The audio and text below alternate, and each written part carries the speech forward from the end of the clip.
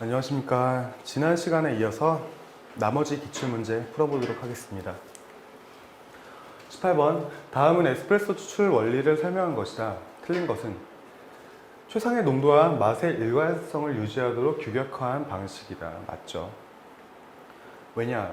일관성이라는 게 사람이 내리면 일관성이 유지될 수가 없어요. 그래서 기계로 추출하자. 이래서 만든 게 에스프레소입니다. 추출되는 불용해성 물질은 유분과 콜로이드가 대표적인 성분이다. 무슨 말이냐? 추출되는 불용해성 물질은 뭐죠? 크레마죠?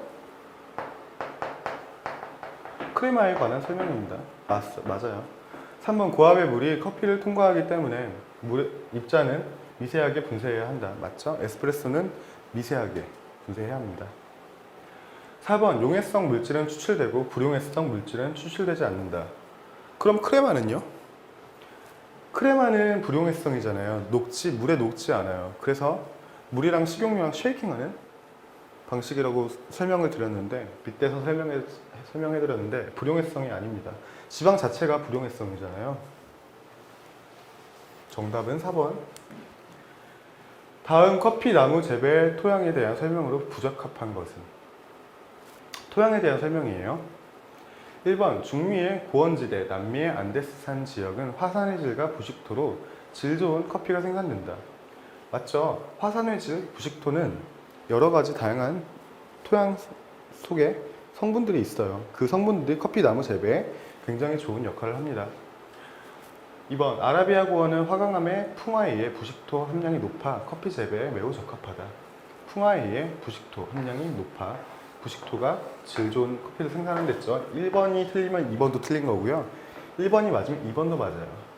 3번 유익성이 풍부한 화산의 질 토양에 커피가 좋으며 맞죠? 화산의 질 1번이랑 1, 2, 3번이 다 이어져 있어요.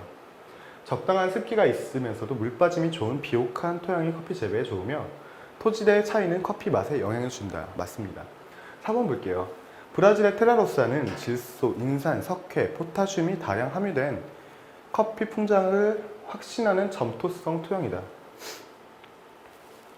자, 제가 언제 브라질 테라로사에 대한 설명 드린 적 있나요? 이 테라로사가 유명하다 보니까 커피 하시는 분들도 많이 들어보셨을 거예요. 테라로사. 카페도 있죠.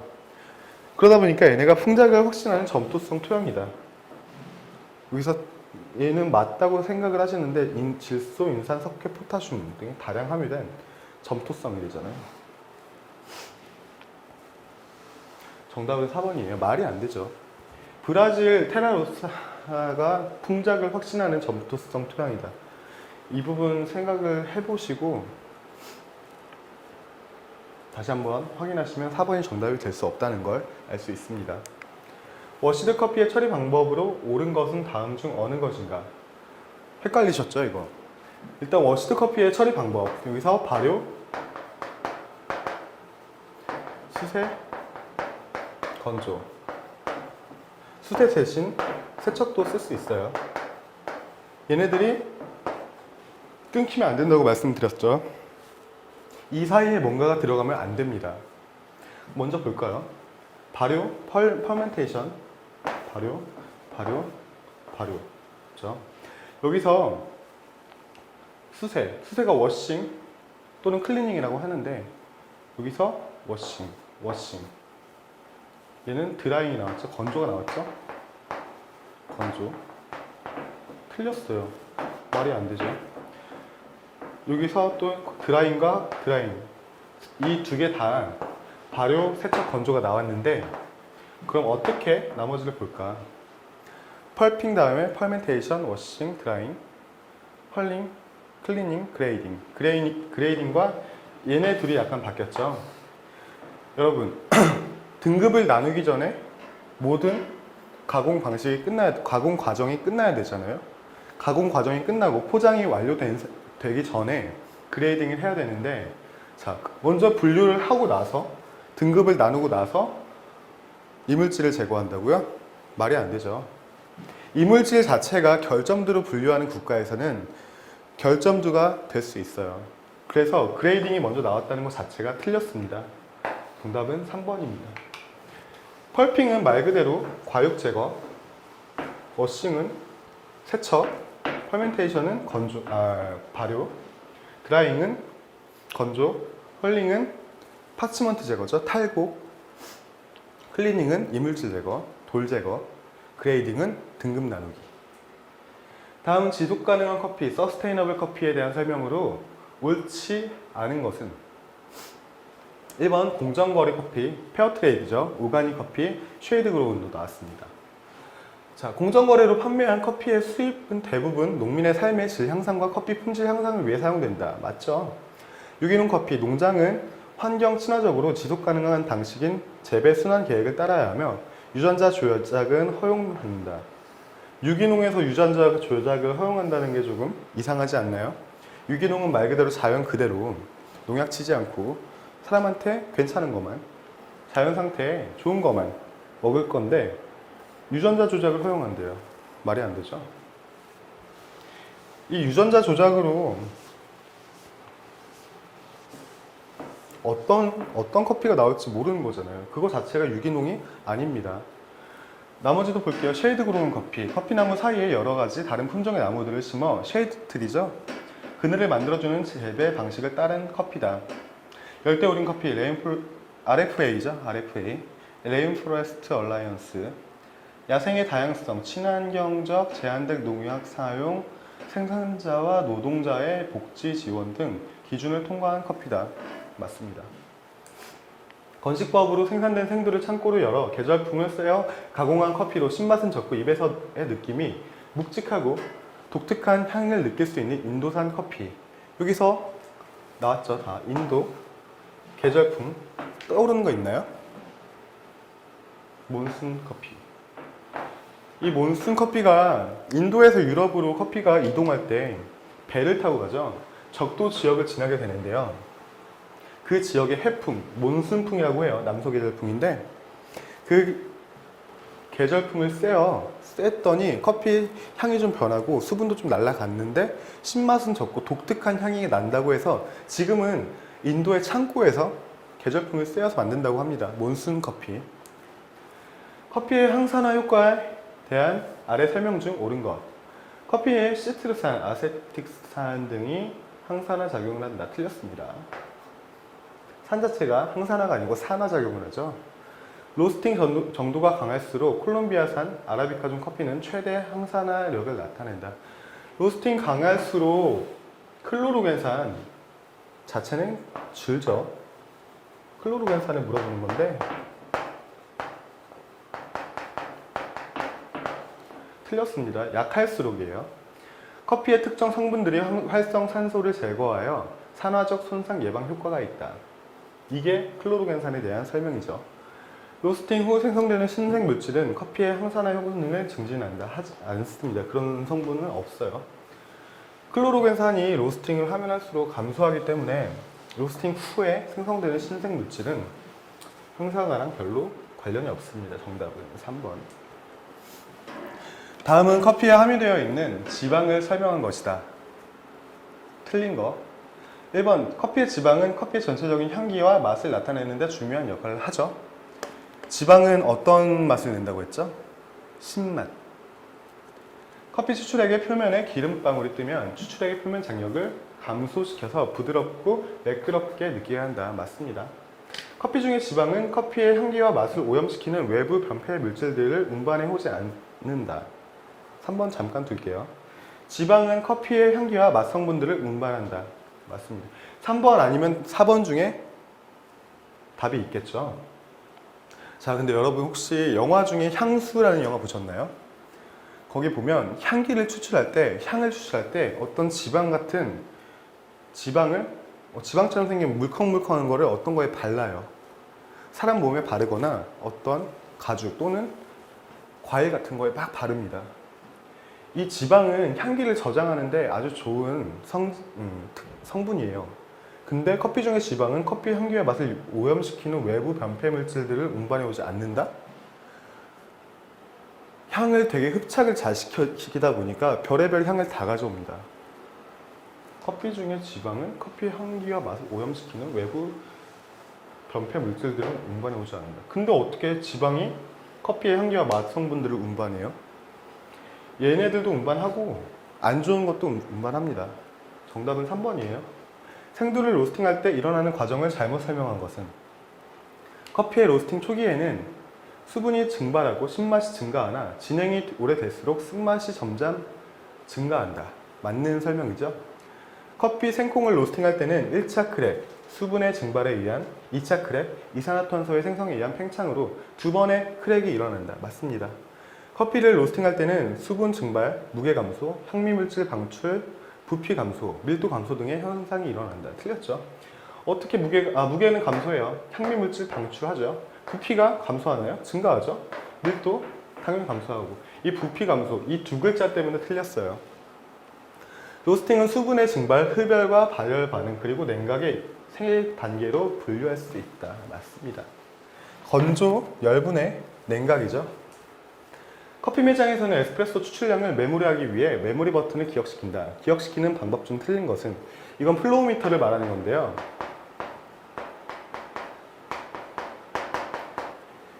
얘네들 기억시키는 방법 말씀드릴게요. 추출량을 측정시키기 위해서는 눈금이 있는 비커를 사용해야죠. 눈으로 대충 때려 맞추면 계속 달라질 수 있어요. 추출량을 측정하기 위해서는 당연히 눈금이 있는 비커를 사용하는 게 맞죠. 상식적으로 맞는 거죠. 메모리 후에는 새로운 커피를 투입하여 추출량을 다시 테스트 해봐야죠. 당연히. 커피는 투입하지 않고 추출량을 비커에 맞춘다. 잠깐 둘게요. 커피의 분쇄입자 추출 시간에 맞추어 추출량을 메모리한다. 이것도 당연한 거죠. 3번이 왜 틀렸냐? 커피는 투입하지 않고 추출량을 비커에 맞춘다. 자, 커피를 투입하지 않은 상태로 추출량을 비커에 맞추면요.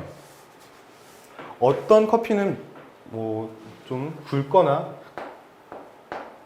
가늘거나 하는 분쇄도에 따라서 추출량 자체가 달라질 수 있고 커피 자체의 고형 성분, 가용성 성분 차이에 의해서도 추출량이 달라질 수 있는데 내가 사용할 커피를 먼저 투입해보고 추출량을 기억시키는 게 더 정확하겠죠. 다음 오차, 편차를 방지하기 위해서도 3번이 당연히 정답이에요. 틀렸습니다.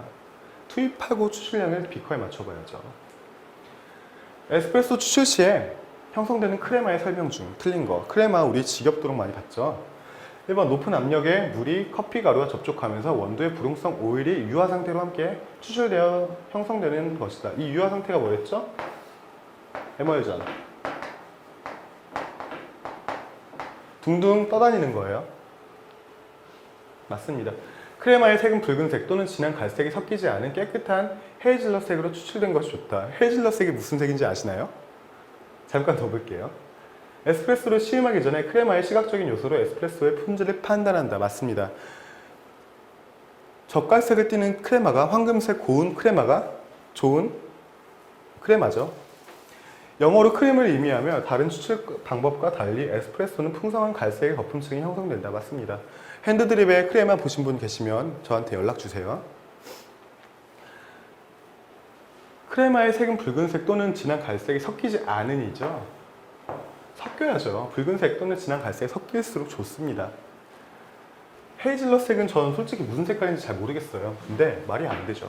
진한 갈색이나 붉은색이 섞이지 않은 게 좋다고 하니까 답이 될 수 없습니다. 로스팅 과정 중 커피 생두에 함유된 카페인의 변화에 대해 바르게 설명한 것은 어느 것인가? 카페인. 제가 외우라고 했죠. 이거 시험에 굉장히 자주 나옵니다. 3번이죠. 1번이죠.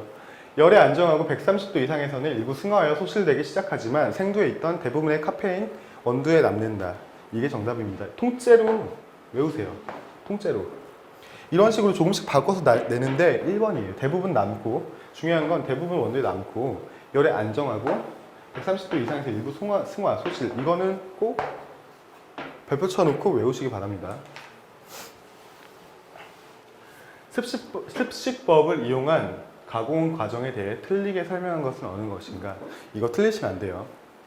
물이 풍부한 중남미 지역에서 아라비카종 생산 시에 주로 이용된다. 물이 풍부한 중남미 지역에서 가공 방식을 거의 습식법으로 해요. 건식 방법은 좀 브라질이나 좀 대량으로 하는 물이 좀 부족한 에티오피아나 이런 데서 많이 하고요. 수확한 체리는 물을 이용해 가벼운 체리와 무거운 체리로 분리한다. 분리 과정이죠. 물에 담가서 무거운 체리는 무거운 체리끼리, 위에 뜨는 가벼운 체리들은 가벼운 체리끼리 분리시키죠. 발효조에서 16에서 36시간 정도 발효시키면 pH가 3.8, 4.0 범위로 내려간다. 한번 잠깐 둘게요. 4번 건식법에 비해 생산 단가가 싸고 친환경적이다. 친환경적은 아니에요. 이 발효시킨 물이 그대로 하천으로 갑니다. 그러면 하천을 오염시켜요. 커피가 열매가 있다고 해도 그 열매와 점액질이 물에 불어서 나온다고 해서 그게 절대 좋진 않죠. 물고기들이 그걸 먹고 뭐 좋지 않을까요? 이런 소리는 하지 마세요. 말이 안 되죠. 이 물들이 그대로 하천으로 가고 하천에서 강으로, 강에서 바다로 갑니다. 친환경적이지 않아요. 생산 단가가 자체가 비싸죠. 싸다는 것도 말이 안 됩니다. 발효조, 분리조 비싸죠. 정답은 4번. 근데 발효조에서 제가 48에서 72시간까지 한다고 했는데 대충 이게 책마다 또 말씀하시는 분들마다 다른데 보통은 48시간, 74시간이에요. 72시간. 최대 72시간, 3일 정도고요. 한 하루에서 이틀 정도 하신다고 기억하시면 돼요. 발효하면 아라비카가 보통 pH가 좀 더 낮죠. 조금 더 산성에 가깝습니다. 3번 맞아요. 정답 4번입니다. 커피의 다음 성분들 가운데 커피를 마신 다음에 혀에 남아있는 커피의 잔류 성분들과 이로부터 생긴 증기로부터 느낄 수 있는 향미. 마신 다음 혀에 남는 애프터 테이스트죠.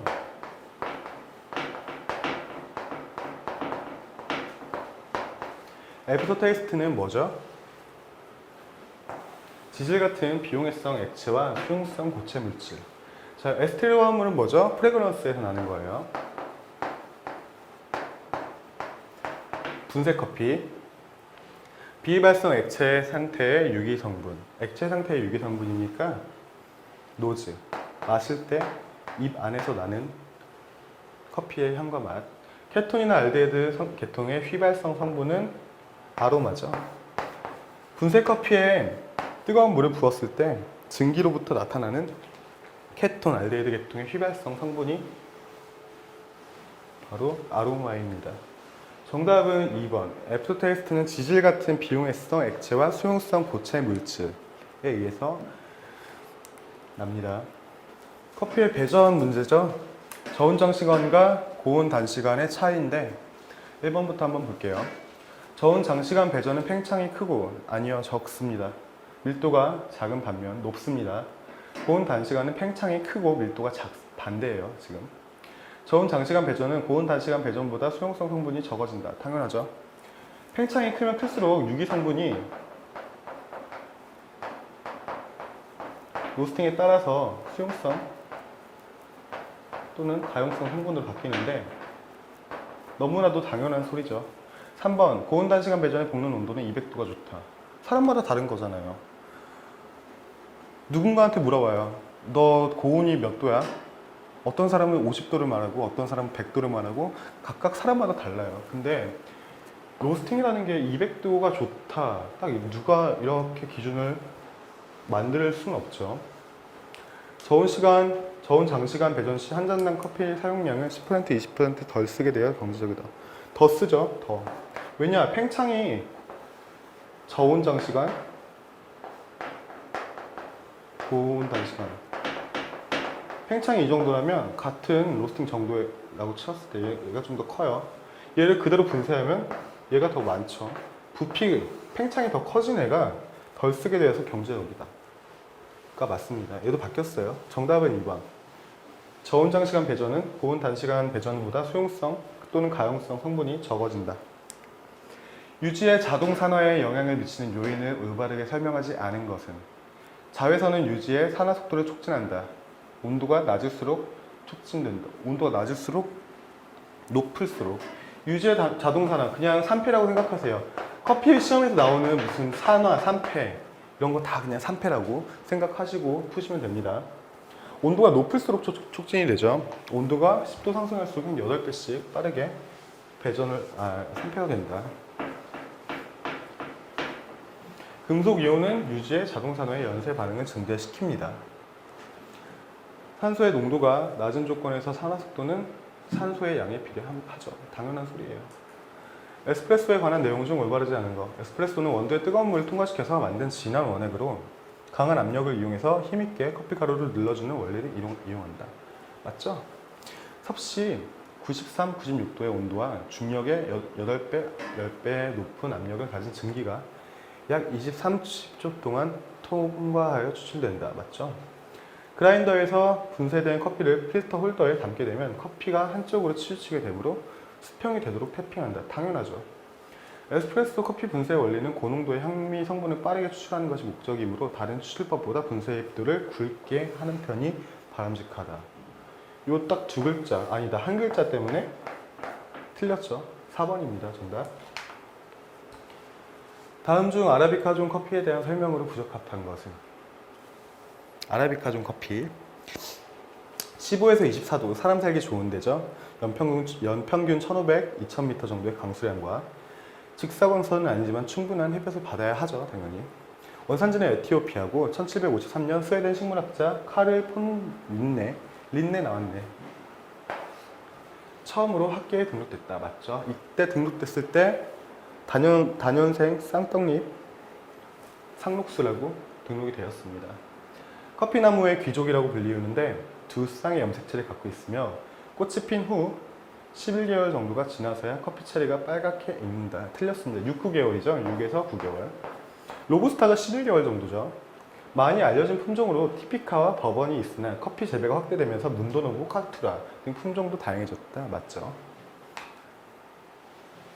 이렇게 가끔씩은 대놓고 아라비카 로부스타를 비교하는 문제가 있는데 이런 경우는 아라비카에다 살짝만 로부스타 특징을 넣어서 수험생들을 낚는 문제를 냅니다. 아라비카 중 커피 중에 하나인 티피카 품종에 대한 설명 중 틀린 것은? 티피카는 병충해에 굉장히 약해요. 키우기가 어렵습니다. 병충해 중에 가장 치명적인 커피 녹병에 강한 것이 큰 장점이다. 틀렸습니다. 2번, 3번, 4번은 다 맞아요. 1번이 말이 안 되죠. 키우기 자체가 어려운 애인데 어떻게 녹병에 강해요? 병충해에도 약하고 생산량도 낮은데. 녹병에 걸리면 커피나무는 그냥 죽어버립니다. 사람으로 치면 흑사병 같은 거. 자, 문제 이렇게까지 풀어봤는데 어떠셨나요? 좀 어려우셨죠? 하지만 여러분들이 또 하나 푸셔야 되는 게 있어요. 모의고사인데 모의고사는 여기서 한 2배 정도 더 어려워요. 현직에 있는 바리스타 분들도 이거 한번 풀어볼래요? 하면 반도 못 맞았었어요. 어려우니까 여러분들 공부 잘 하셔서 일단 풀어보시고 틀린 부분 잘 체크하고 넘어가시기 바랍니다. 다음 시간에 뵙겠습니다. 감사합니다.